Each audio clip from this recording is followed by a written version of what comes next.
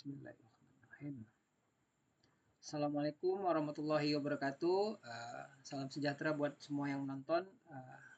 Perkenalkan saya Abdurrahman, salah satu mahasiswa dari Universitas Dian Nusantara, Prodi Teknik Informatika. Pada kesempatan kali ini saya izin menjelaskan tugas untuk UTS ya, mata kuliah pemrograman web full stack. Baik, tanpa berbasa-basi, mari kita langsung saja ke tugasnya langsung ya. Kita buka dulu pertama exam. Kita jalankan examnya dulu. Apache-nya, MySQL-nya, oke. Lanjut kita masuk ke htdoc project yang sudah kita buat. Full stack, UTS full stack. Kita buka dulu codingannya ya. Kode titik ter. Oke. Ini dia tampilannya. Nah, kali ini saya nggak jelasin code-nya dulu ya. Kita langsung biar nggak panjang-panjang. Kita langsung tes di apa namanya aplikasinya langsung. Nanti setelah penjelasan aplikasinya baru kita masuk ke codingannya. Oke, kita buka aplikasinya.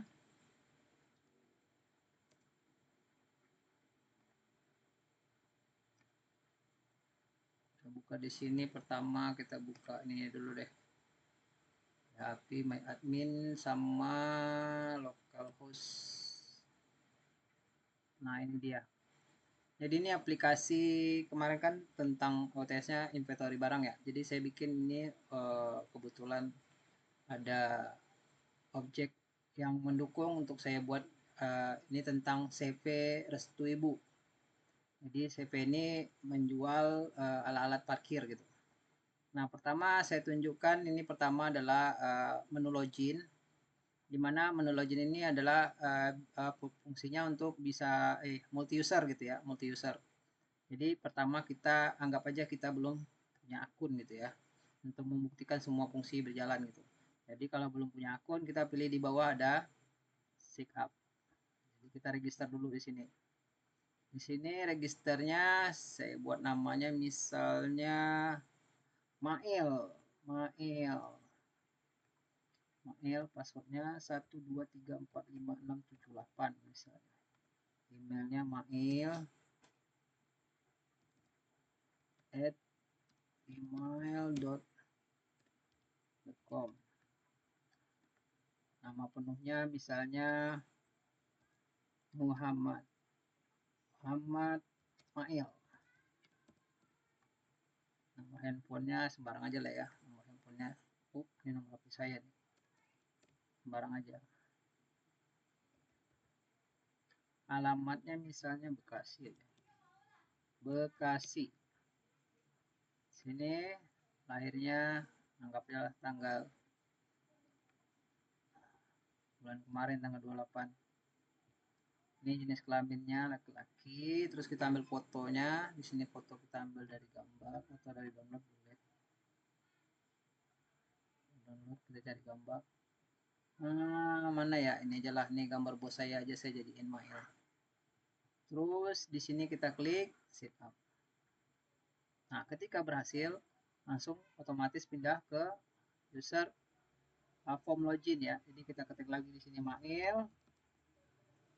Kita ketik tadi passwordnya 123456678. Nah, ini fungsinya mata ini untuk bisa seperti masukan dari Bapak dosen kita, mintanya biar passwordnya bisa dilihat. Nah, ini kalau kita klik, bisa dilihat passwordnya 1-8. Oke, ini fungsi untuk lihat password. Sekarang kita setup. Nah, di sini ketika dia login pertama, ini fotonya langsung tampil di sini, namanya mail, alamat emailnya. Ini otomatis dari hasil register tadi itu udah langsung ditampilkan di sini. Kalau yang bawahnya ini keterangan nih, above me-nya nih, ini saya belum rubah apa-apa ya. Ini untuk update profilnya juga belum saya fungsiin karena fokus ke admin, jadinya fungsinya banyak nantinya di admin. Jadi fungsi user di sini dia cuman buat transaksi aja. Ini tabel transaksi juga belum, sama yang saya aktifin sekarang ini transaksi penjualan sama ganti password. Nah, sebelum masuk ke transaksi penjualan, kita coba ganti password dulu. Ini fungsi ganti passwordnya saya pakai modal ya, jadi biar lebih tampilnya tuh lebih kecil, jadi nggak satu halaman. Ini misalnya saya masuk dari passwordnya 1234567 8, password password yang saat ini password baru, new password 1234556, bawahnya 1234556, change password. Oke, udah change password, kita logout bisa dari sini, bisa juga dari ujung sini. Kita logout, terus kita login ulang tadi mail, membuktikan passwordnya berhasil diganti dia. 1 tadi sampai 8, sekarang 1 sampai 6. Kita lihat tuh 1 sampai 6 ya. Nah, berhasil. Berarti passwordnya tadi itu berhasil diganti. Nah, kita masuk ke berikutnya ke menu transaksi. Nah, transaksi saya buat tampilannya seperti ini.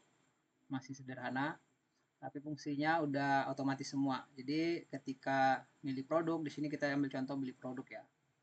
Misalnya dia beli pos parkir. Ini pos parkir, harganya 7.500.000. Dia beli misalnya 2 biji. Berarti 15 juta nih total harga udah muncul di sini ya. Ini harga satuan, total harga. Terus misalnya dia mau ngasih dari diskon, dia mau ngasih dari total 15 juta kita mau ngasih diskon misalnya 10%. Tinggal masukin diskonnya 10, harganya otomatis berkurang, totalnya juga berkurang. Nah, di sini kita ngambil item lain, misalnya kita mau belanjanya bukan cuma pos, misalnya kita mau ambil palang parkir. Palang parkir nih Bongget MX50. Ini palangnya, bonggetnya, mesin bonggetnya butuh 2 biji misalnya 15 juta. Kasih diskon juga di sini misalnya 15%. Kalau mau nggak kasih diskon juga nggak masalah ya. Ini contoh aja. Terus kita ngambil lagi misalnya tiang kamera. Nah, di sini ada 3 item dari total barang ini, di sini total harganya. Oke, kalau misalnya nggak jadi nih, kita ambil satu barang lagi, misalnya loop detektor lah, misalnya ini loop detektor. Misalnya nih barangnya nggak jadi dibeli, di sini di transaksi tinggal klik hapus. Nah, maka dia hilang, di sini totalnya juga mengurangi. Ya, jadi ini kita nggak kasih persen karena harganya murah. Terus masuk metode pembayaran. Di metode pembayaran di sini ada tunai, kredit, debit, sama digital kayak e-wallet gitu ya.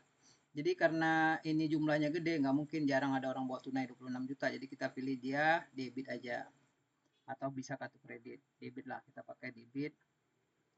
Alamat pengiriman misalnya Jalan Sudirman, saya malas ngetik. Jalan Sudirman misalnya nomor 5 misalnya. Catatan ini bisa isi catatan misalnya penerima, si penerima dari barang yang pesan ini nih kan istilahnya dia order gitu ya. Barangnya di order, terus nih penerimanya siapa? Penerima. Penerima misalnya di sini Joko misalnya. Joko. Nah, ini bisa dilampirkan misalnya mau masukin nomor HP-nya Joko, bisa juga 0852 misalnya ya. 64461133. Nah, misalnya gitu nomor HP-nya. Udah klik simpan transaksi.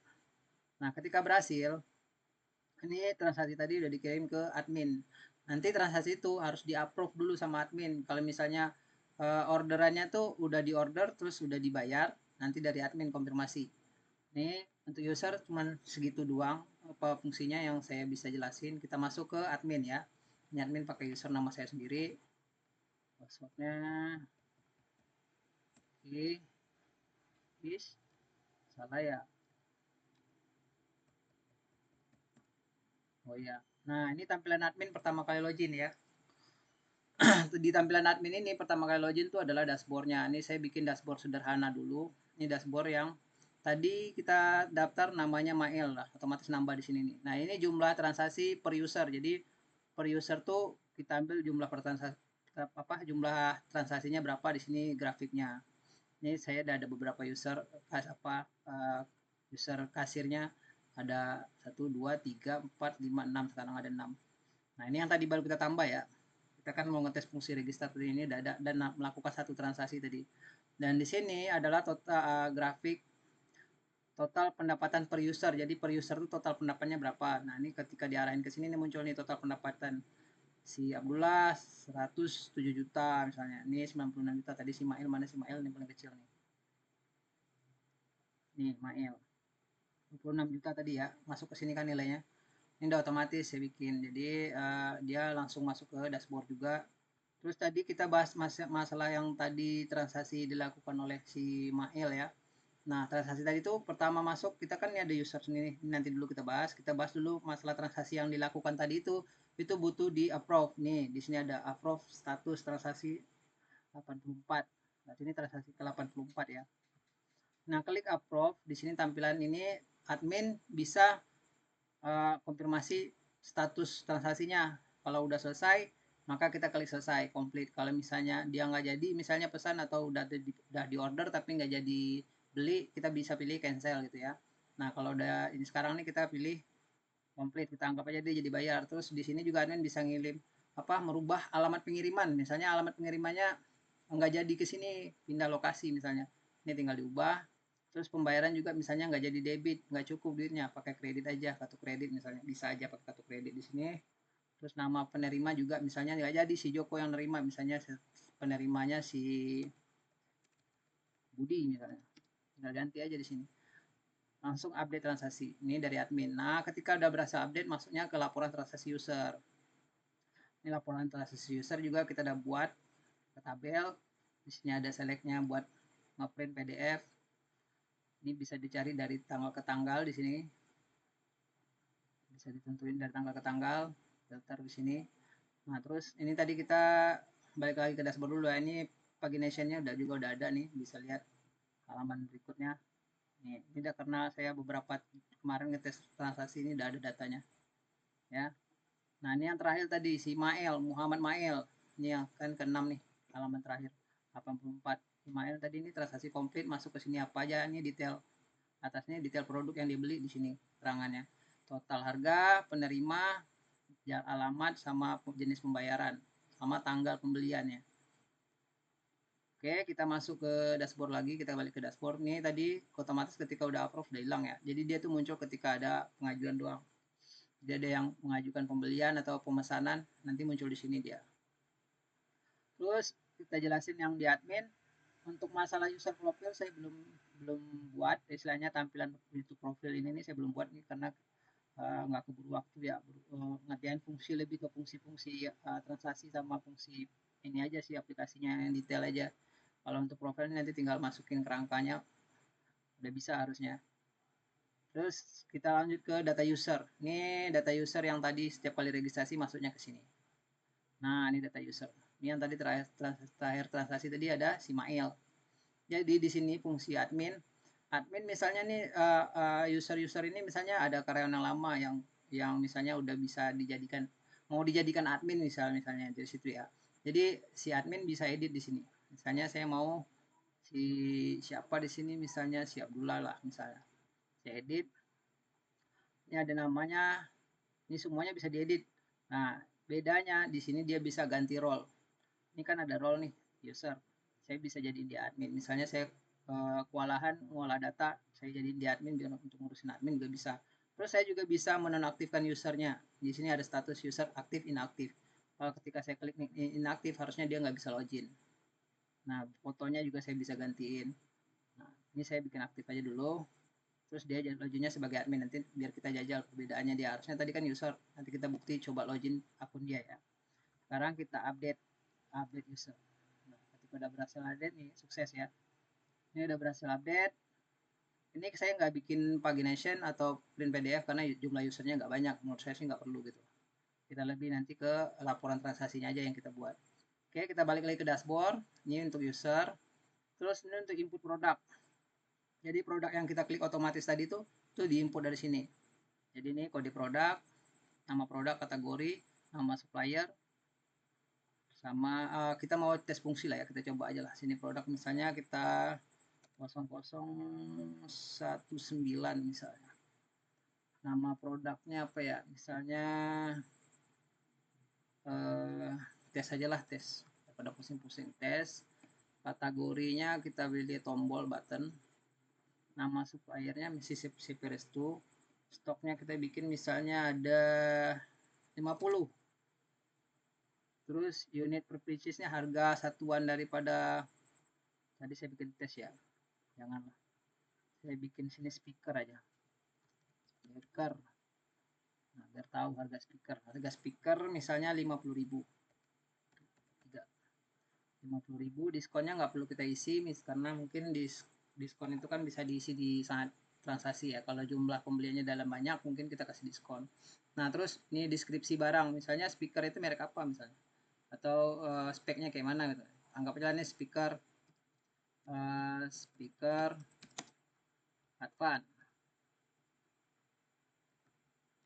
Advan ya, speaker Advan. Terus kita pilih gambar. Kebetulan kayaknya gambar speaker nggak ada di sini ya.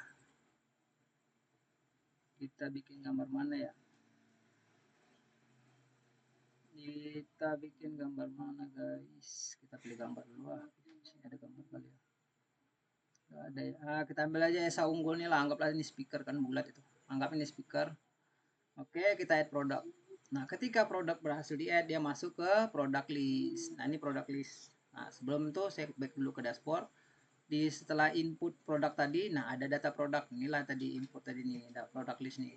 Nah, di product list nih, ini kita bikin navigation, pagination-nya sama tombol search, karena jumlah produk kalau banyak kan nyarinya susah nih. Contohnya misalnya ini halaman 1, produknya ini. Halaman 2, ini produknya. Halaman 3, nih. Sampai halaman terakhir tadi, ini ada yang kita baru input tadi ya. Jadi udah masuk ya, speaker, kategorinya button, CP-nya masih sama dari CP Restu Ibu. Jumlah stoknya ada 50. Ini harganya 50.000, diskonnya belum ditentukan. Deskripsinya speaker Advan, ini gambarnya. Nah, ini bisa kita edit dan bisa kita delete. Misalnya di sini kita coba fungsi edit dulu ya, biar bisa kelihatan. Kita edit, kita ganti speakernya, kasih sini speaker aktif.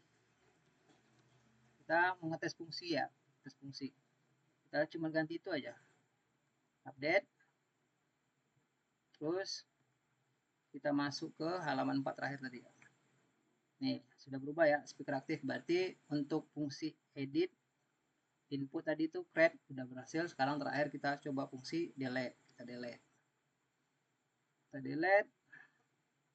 Terus kita refresh aja dulu buat mastiin. Nah, kita balik lagi halaman 5, udah nggak ada. Jadi delete juga udah berhasil. Nah, di sini kalau kita mau fungsiin, kita cari ini paling belakang nih, kita cari aja paling belakang misalnya kabel atau loop ya. Kita balik ke halaman pertama di depan sini. Nah, sekarang kita tes fungsi tombol pencarian. Misalnya saya cari kabel, maka muncul kabel. Ini Bapak dosen kemarin mintanya bikinnya kayak gini. Jadi nggak pakai tombol search secara ketika, jadi nyari itu berdasarkan keyword ya. Ketika saya hapus, dia balik lagi ke depan. Saya cari loop. Nah, itu loop ada. Yang pokoknya ini kan kabel ada loop, ini loop detektor. Nah, jadi ada yang berkaitan hubungan sama yang kita ketik pasti muncul. Nah, ini berfungsi. Terus misalnya kalau mau di print, nah ini tinggal klik print. Ini juga berfungsi. Kita besar aja biar kelihatan. Nah, ini berfungsi ya. Ini kalau kita mau print misalnya. Jadi tinggal print. Gambar-gambarnya ada cuman, nah ini. Kalau mau print tinggal print. Terus apalagi ya? Ini untuk yang di sini udah sih. Navigation-nya kak udah tadi kan. Nih udah. Back lagi ke dashboard. Terus kita masuk ke data produk sudah, ke transaksi user. Ya, ini kita masuk ke transaksi user ya. Jadi transaksi user tadi itu bisa dilihat di sini. Ini juga kita bikin tombol search karena transaksi itu pasti banyak, ya kan. Terus kita pakai navigation juga dan bisa dilihat per halaman, bisa filter berdasarkan ini. Kita coba cari tadi yang terakhir kita input mail ya. Mail. Tuh, muncul kan? Ini berfungsi nih tombol search-nya. Ini kalau mau print juga nih tinggal klik print. Nah, dia udah muncul data-datanya. Nah, ini bisa di print. Terus apalagi ya, ini datanya sudah, kita refresh dulu. Nah, kita balik ke dashboard lagi. Data transaksi udah ada. Terus kita masuk ke daily report nih, transaksi apa, pendapatan hariannya. Ini daily report saya bikin kayak gini tabelnya. Nah, di sini yang ditampilkan itu adalah nomor ID produk transaksi pada tanggal tersebut. Jadi tanggal 1 ada berapa banyak transaksi yang dimunculin semua di sini sama bawahnya grand total. Ini tanggal berapa nih? Ini untuk tanggal 1 yang hari ini ya, tanggal 1. Nah, misalnya saya mau lihat yang saya input sebelumnya, tanggal 30 misalnya. Saya klik tanggal 30, saya filter. Ini sekarang kita lihat dulu harganya berapa ya. 142 juta ya. Nah, kita filter, klik filter, tanggal 30 kita lihat 171 juta nih tanggal 30 semuanya tanggal 30. Ini transaksi tanggal 30. Ini bisa juga diekspor dan di apa? Ekspor ke PDF dan Excel ya. Untuk masalah laporan pendapatan harian nih, laporan pendapatan harian. Oke, kita lanjut lagi ke dashboard dan di sini ada laporan pendapatan bulanan. Jadi kalau bulanan itu diambil berdasarkan tanggal, jadi bukan berdasarkan transaksi lagi. Kalau tadi kan berdasarkan transaksi, berapa banyak transaksi dalam satu hari. Kalau ini berapa, jadi diambilnya tuh dari total transaksi harian aja. Ini yang dipilih di sini itu bukan tanggal tapi bulan langsung. Bulan sama tahun yang bisa diganti. Karena dia nyarinya kan bukan harian lagi, bulanan gitu ya. Tinggal filter kayak gini. Nah, ini muncul nih tanggal 29 sama tanggal 30 ada transaksi nih di bulan 10 gitu. Cuman saya nggak tahu kemarin tadinya tuh sempat nongol nih nilainya, cuman ini belum, nanti saya perbaiki lagi. Nongolnya hilang tiba-tiba, saya update codingannya, ada beberapa function di controller transaksinya tuh jadinya sini tiba-tiba hilang, nanti saya perbaiki lagi. Ini karena waktu mepet, saya bikin videonya aja dulu. Sama untuk apa namanya, pendapatan laporan tahunan saya belum bikin, ini tinggal nambah satu lagi. Untuk admin itu aja sih fungsinya untuk sementara, nanti sisanya kita kembangin lagi. Untuk fungsi ganti password juga ada di sini, dan ini udah pasti berfungsi lah ya, tadi udah coba. No logout juga ada di sini, atau enggak di ujung sini juga ada. Ini juga ada menu-menu yang belum kita fungsikan. Mungkin cuman itu aja sih yang bisa saya sampaikan untuk aplikasi tugas UTS. Sebentar, kita belum jelasin masalah code-nya tadi ya. Sebentar, kita lari ke codingannya. Paling kita kasih tahu codingannya itu pertama kita lari ke controller dulu. Di sini controller kita ada buat controller admin. Ini admin ini yang ngurusin untuk masalah password admin, data user, edit user ya. Di sini ada metodenya di sini semua. Ini metode untuk update user, untuk edit user, delete user tuh di controller admin ya. Sementara ada lagi namanya out. Ini untuk metode fungsi login user tadi, register di sini. Nih, register, proses register di sini. Terus proses login ya, metode loginnya di sini nih di out. Jadi kita bikin. Jadi multi user di sini. Jadi di sini ada mana tadi yang login, register. Jadi register pertama itu defaultnya itu nih register aja. Defaultnya register pertama itu kita bikin role-nya itu mana role-nya itu? Role ini dia. Role-nya itu defaultnya itu user. Ini kita bikin user. Jadi kalau mau jadi admin kayak tadi harus dari admin yang bisa ngerubah tanpa harus ke database ya, tapi dari admin bisa edit user untuk jadi admin gitu. Itu udah kita gunakan fungsinya sesuai yang disiapin dari tabel ya. Dari tabelnya itu ada fungsi untuk bisa ganti-gantiin role-nya gitu. Terus di sini ada produk controller, ini untuk ngurusin masalah metodenya produk. Untuk dari pertamanya ada create produk ya, kredit produk apa, menginput masukkan produk gitu ya. Store, create ya. Terus untuk update produk, ini edit produk, ini metodenya di sini semua. Ini kalau dijelasin satu-satu kayaknya lama banget, jadinya ini untuk delete produk gitu. Saya sebutin secara garis besar aja. Ini ada lanjut lagi, ada namanya controller untuk transaksi. Nah, ini yang mengurusin transaksi dari user tadi sampai ke admin gitu ya. Jadi ada daily report juga di sini gitu. Ini panjang sekali. Kalau dilihat dari atas panjang sekali ya. Jadi rata-rata semua urusannya edit transaksi, merubah status transaksi, ekspor ke PDF, ini di sini semua nih. Nih, di sini semua kita masukin metode sama fungsi-fungsinya. Jadi di sini semua itu Excel. Nah, tuh. Nah, store, penyimpanan, semuanya ada di sini. Terus ada lagi yang terakhir tuh controller user. Nah, controller user ini adalah untuk tadi user ganti password ya. Jadi metodenya di sini adanya. Jadi saya nggak gabungin sama admin biar nggak pusing saat nyari datanya, ngerubah-ngerubah apa edit codingannya. Jadi dia nggak banyak tuh, cuman ganti password gitu ya. Untuk dashboard adminnya di sini. Jadi dashboard user untuk tampilan dashboard user tadi di sini apa metodenya. Terus kita tutup controllernya, kita masuk ke model. Ini model kita cuma ada 3, yaitu model produk, transaksi model, sama user. Nah, model produk yang ini yang untuk urusan koneksi ke database tabelnya produk ya. Ini tabel produk, terus ini value produknya, isi tabelnya. Nah, itu aja karena nggak terlalu banyak fungsinya, cuman buat manggil data aja dari situ. Dan ini transaksi ini. Nah, transaksi lumayan banyak nih karena transaksi ada kita buat join table ya. Jadi ini sama tabel transaksi buat manggil data tabel transaksi atau untuk interaksi ya antara penginputan sama pemanggilan data tuh dari sini sumbernya. Jadi ini ada user ID. Pokoknya yang isi apa fieldnya dalam tabel tuh ini nama-nama kolomnya. Nah, terus di sini nih ada join table nih. Nih join table. Ini gunanya nanti untuk nampilin tadi itu di laporan ya. Jadi di laporan itu kan ada yang sumber informasi yang datangnya dari table produk, kita joinin ke table transaksi, terus ada transaksi item gitu. Di sini nih fungsi join-joinnya di sini. Ini banyak sekali sih kalau mau dijelasin satu-satu. Karena ada fungsi report tadi berdasarkan hari, bulan juga dibedain di sini nih. Nah, terus yang terakhir ada eh, model user ya. Ini model user nih adalah untuk table user tadi. Ini yang kalau registrasi kita pasti ngubungnya ke sini karena dia ngirim data tuh melalui sini berdasarkan ID, terus nama table, terus fieldnya table ini nama-nama kolom ya. Ini create, update di sini fungsinya.